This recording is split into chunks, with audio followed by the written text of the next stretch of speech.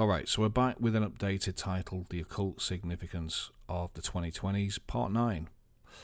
And a lot of planets have been going retrograde this year, from Jupiter all the way through to Pluto. Yes, Pluto has been demoted, but it's still considered a planet in astrology. All of these planets have been going retrograde this year. We're going to be focusing in a little bit on Pluto in this episode, particularly around the 11th of October this year. But let's just remind ourselves of the model. We updated the model in Part 8A. We updated the Baphomet with a lovely little purple crown there in commemoration of Charlie Boy, King Charles III, his coronation. And we updated the Saturn there with the Sustainable Development Goals Saturn ring around the Earth. I think that is very, very appropriate. Works very well.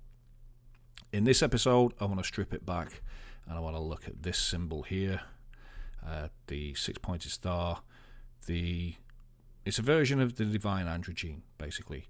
It's made up of the red and blue triangle there. The red and blue triangles are fire and water triangles. They resonate alchemically with the Solar King and the Lunar Queen at Leo and Cancer on the flat astrological model. And when they come together, they resonate with the Baphomet, the divine androgyne, who sits perfectly on the 0 degree line because he is half Capricorn goat and half Aquarius human. But we're going to be looking at this particular symbol today. It sits on the 0 degree line where the great mutation happened, the Saturn-Jupiter conjunction, back in December 2020, when this started to begin happening in air signs rather than earth signs. Round about that time, this was introduced. A lot of people queued up for this. I wonder how many of them regret that now.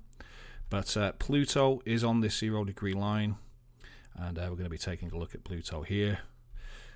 And this symbol is being activated now by Pluto being on this 0 degree line. So let's have a look at this symbol. I said back in part 4 that this symbol belonged on the model. It's a symbol for the American-Israeli Public Affairs Committee. And let's have a look at it. I said this back in part 4. It's a red triangle pointing up and a blue triangle pointing down. So it sits very, very well on the model.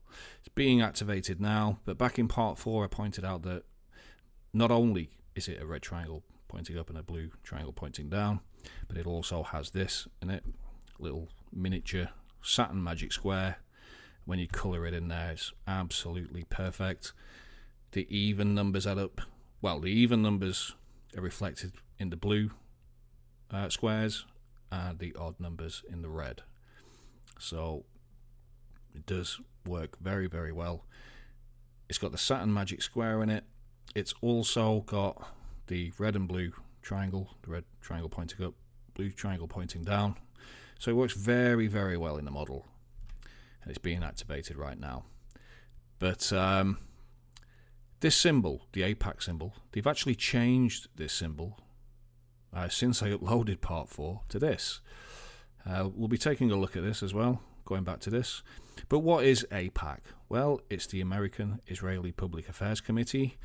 You can see on their Twitter here that they are calling, or have been calling, for support for a particular state in the Middle East, urging Congress to stand with that state.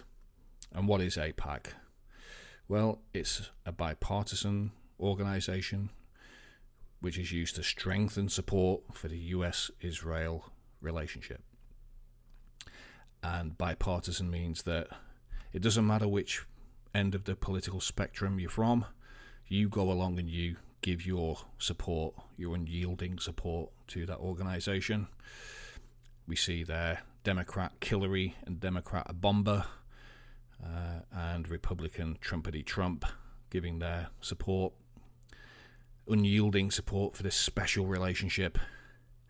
And the rhetoric coming out of that organization now is that there's no longer a two-state solution, no longer a two-state resolution. There's probably not even two states anymore, let's face it. But there's certainly not a two-state resolution. And this is all happening under Creepy Joe's watch, Genocide Joe's watch. Let's not forget about him. He was there. He probably forgot that he was there at the time. Had to be reminded where he was. But not to worry, there is photographic evidence. And under his watch, $320 million is being made available to that state out there as the death toll mounts. But yeah, they've changed the logo. Unfortunately, we no longer have the Saturn Magic Square, but it's still a red triangle and a blue triangle. Works very well in the model. But I'm going to say as well, that they've left us a little seal. They've left us a little Saturn seal. Works very well. You can even finish it off there. So I'm going to say it's still very Saturn resonant. Still belongs in the model. And that's the symbol for, well, the new symbol for Aipac, who are urging Congress to stand with Israel and with the US government, and a lot of their prominent positions here being taken by people that would identify with this race and religion in very prominent positions. I'm sure Congress got a lot of support in one way or another. But this symbol did have the Saturn Magic Square in it. It's not there anymore, but it's still got the seal. It's still a red and blue triangle. So it's going in the model. I'm going to put the seal on the model there, the Saturn seal. I think that works very, very well. Just to remind us that Aipac has activated this area of the chart of the model now. So that's working very well. We'll put it in the updated model. And it's very interesting as well when you look at Aipac and the various symbols that they use. Here we have a 5-pointed star, which reflects the American star on the American flag, which represents, each of the states in the US, and a blue star, which obviously represents Israel. They are reflected very, very well with Solomon's seal, the 5-pointed version and the 6-pointed version. Very, very resonant. So it definitely belongs on the model there.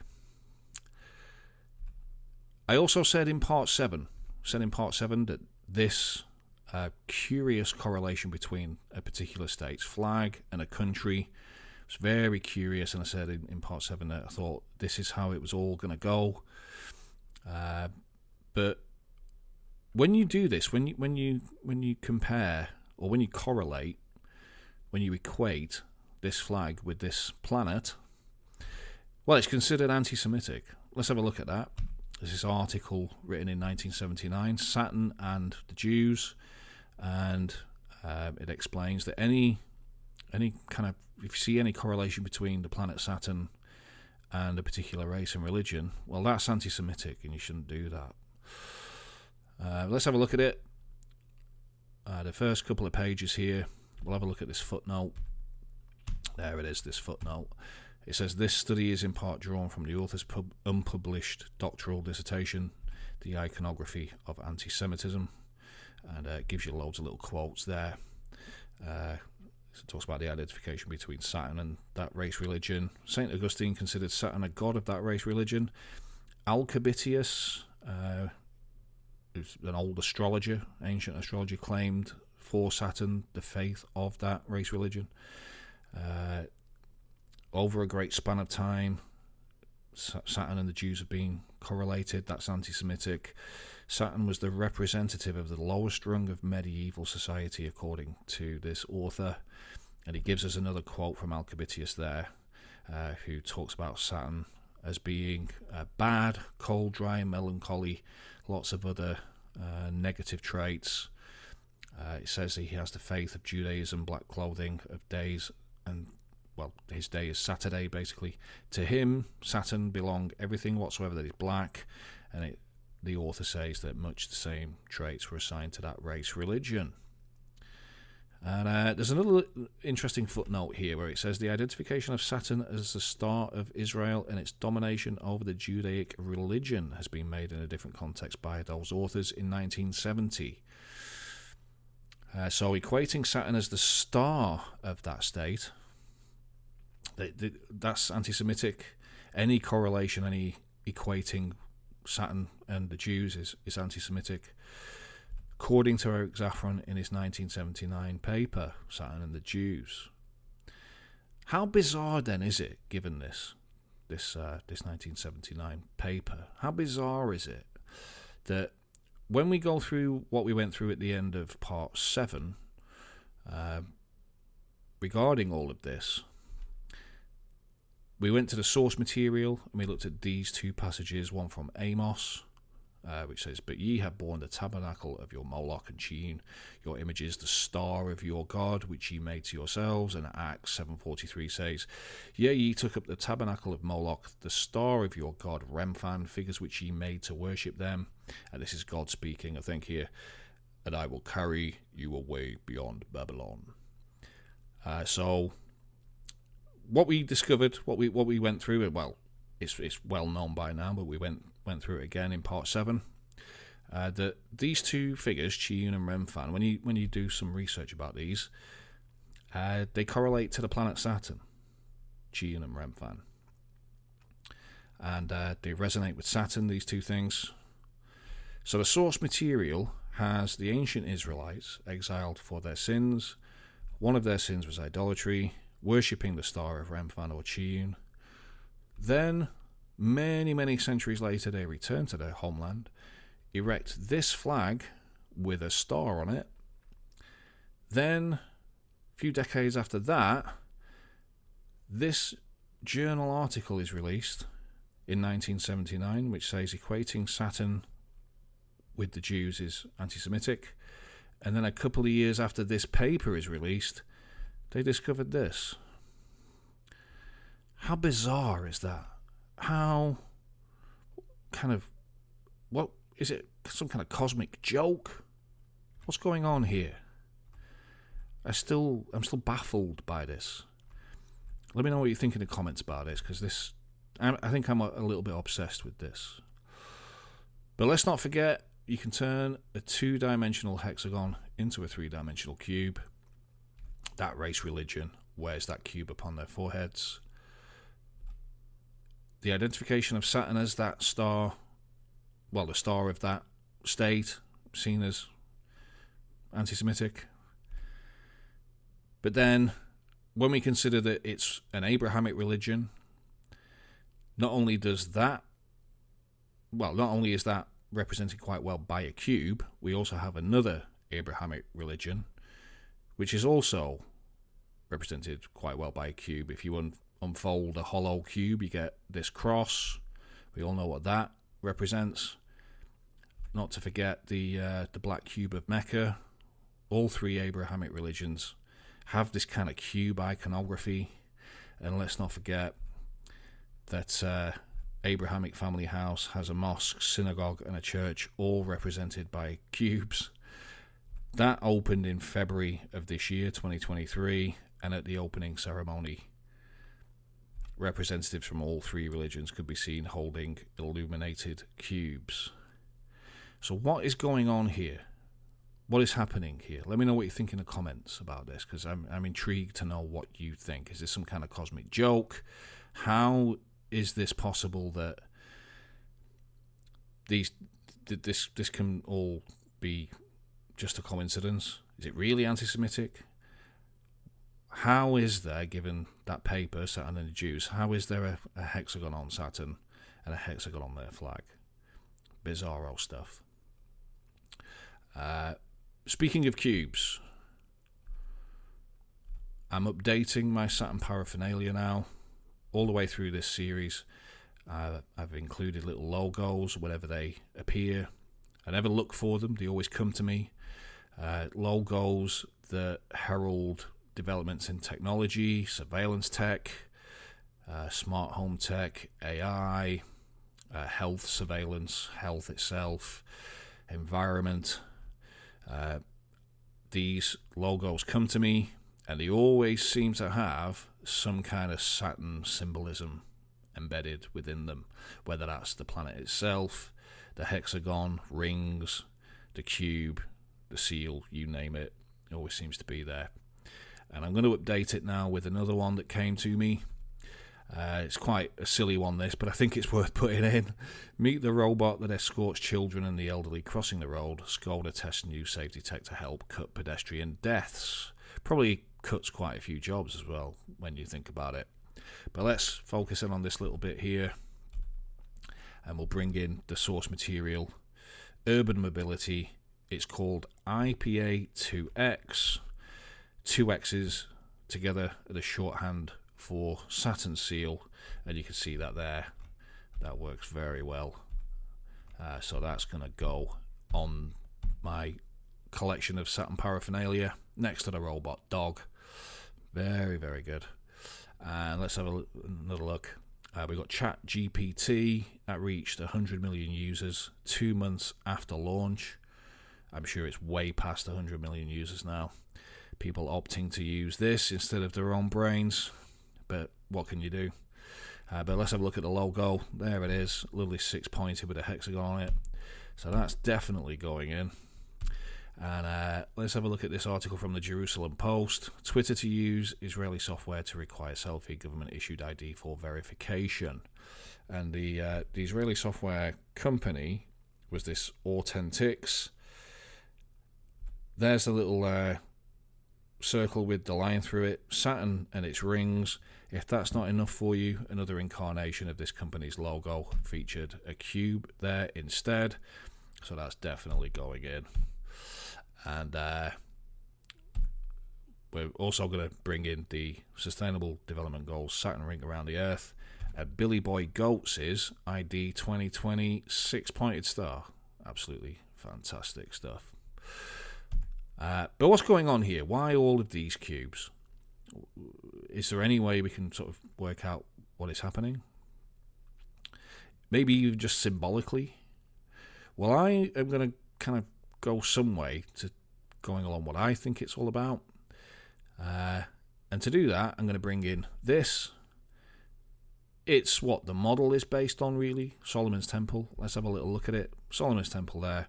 We can see at the entrance to that building. Those 2 pillars. These 2 pillars are Boaz and Jachin. Here's a floor plan of it, like an aerial floor plan. You can see Boaz and Jachin there.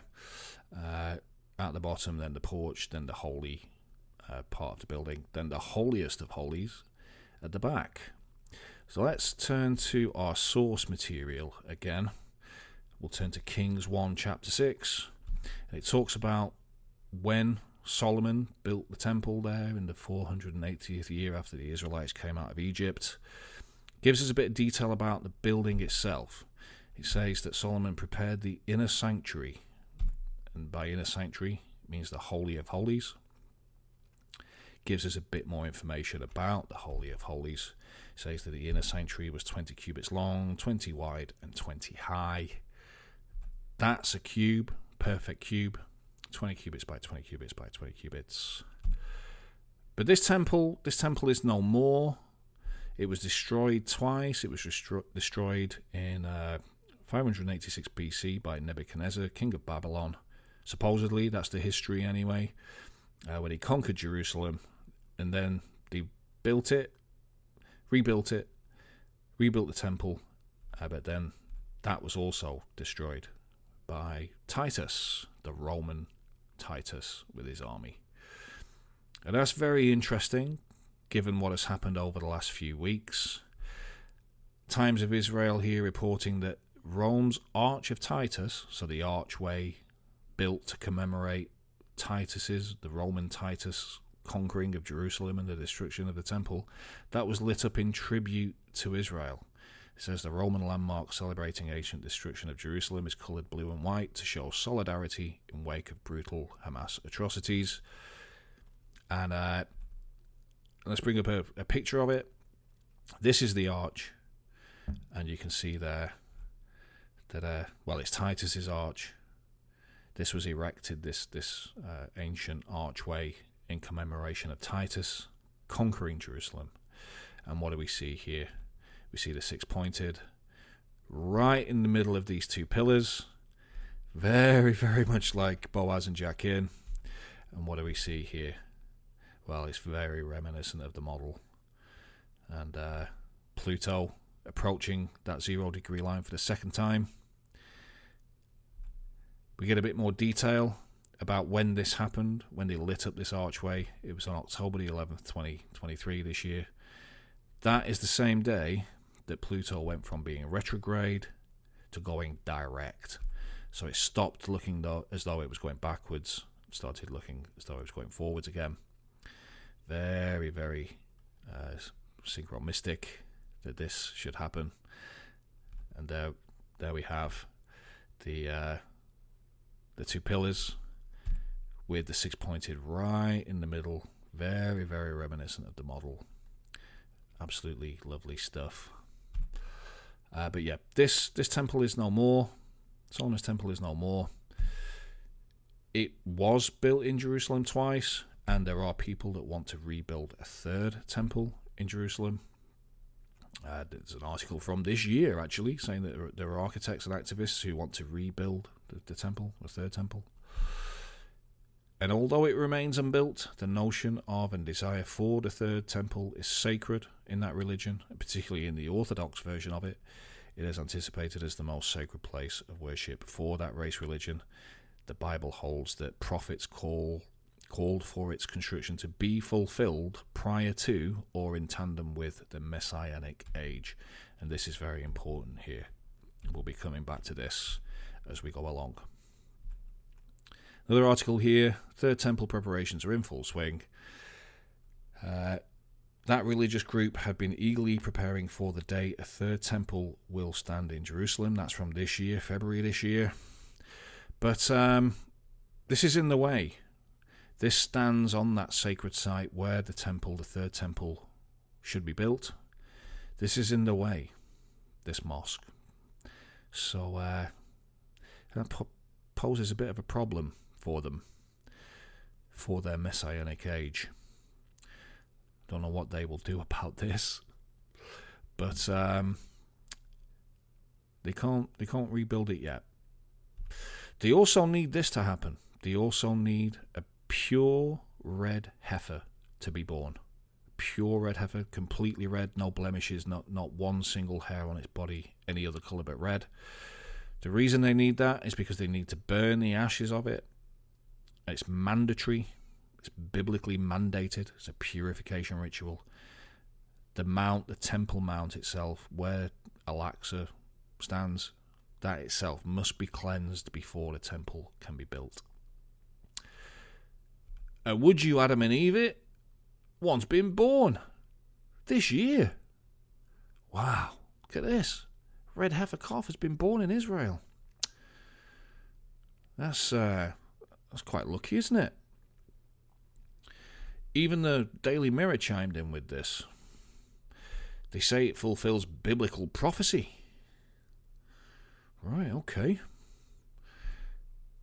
Reminiscent of this article from around about 8 years ago now, The Guardian, where they say that some activists launched a crowdfunding appeal to breed the perfect red heifer.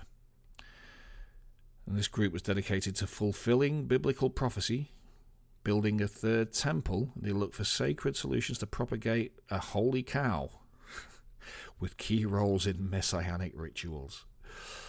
Haaretz chimed in on this as well at the same time. They said that it was probably that kind of thing that, it could be seen as engineering the apocalypse. Let's hope that's not what's happening. But that's the dream, to build a third temple in Jerusalem. That's the dream. And all of this reminds me, actually, of a few years ago, during the whole, whatever it was. That word there, Jerusalem, reminds me of this from October 2020, when Boris Johnson said he wanted to build a new Jerusalem. Very, very interesting. And do you remember this as well? Do you remember this dance where police, nurses, fire, paramedics, you name it, every walk of life, road sweepers, pole dancers, they were all doing this dance, this cult-like dance, seemed to be everywhere. People at work were doing it, and that was called this as well.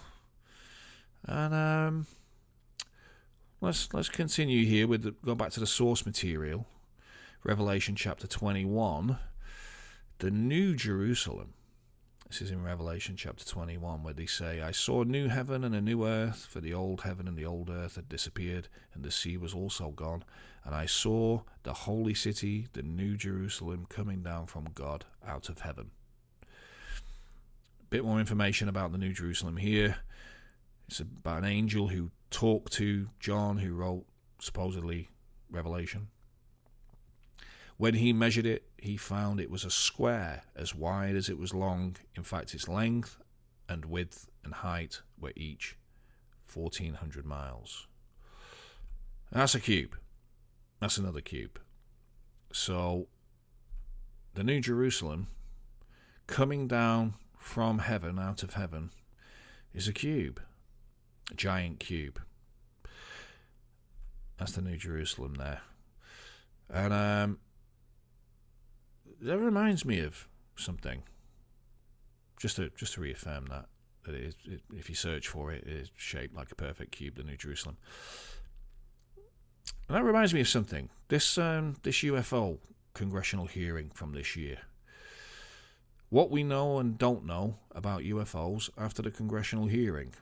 Well, what we do know is that UFOs are a common sight, former military official tells Congress, that congressional hearing. Quite often, they say that they look like cubes floating in the sky. In fact, it's mentioned quite a lot, this, in the mainstream media lately. Witnesses say that a UFO cube portal sighting. Former Pentagon DIA believes aliens are giving her information about the cube within a sphere. Giant red cube UFO aggressively targeted same military base twice in a day. Seem to get a lot about this at the moment. The black cube. I'm getting Project Blue Beam vibes from this. Don't know about anybody else. But we being gaslit into something here. I think it seems pretty likely. But given all of this, given all of these cubes everywhere, in Abrahamic religions, the Abrahamic family house, mosque, synagogue, and a church all being cubes, the sources of those religions being cubes as well, the Abrahamic family house opening ceremony, and this chap wearing a cube, cubes everywhere. Given all of this, I'm going to update the model here with a lovely bit of tefillin. This is called tefillin, this thing on this chap's head here. So I'm going to put one on the model. I think that works very well. And I'm going to further embellish the Aipac synchromysticism here with this area of this model being activated. I'm going to take this little bit here and I'm going to stick it on there. I think that works very well. Put the tefillin back there. So this area, this part of the model is now activated. As Pluto approaches this 0 degree line, with Aipac getting busy in the Middle East with their best buds, the US and Israel, and having lots of fun in the Middle East with people's lives.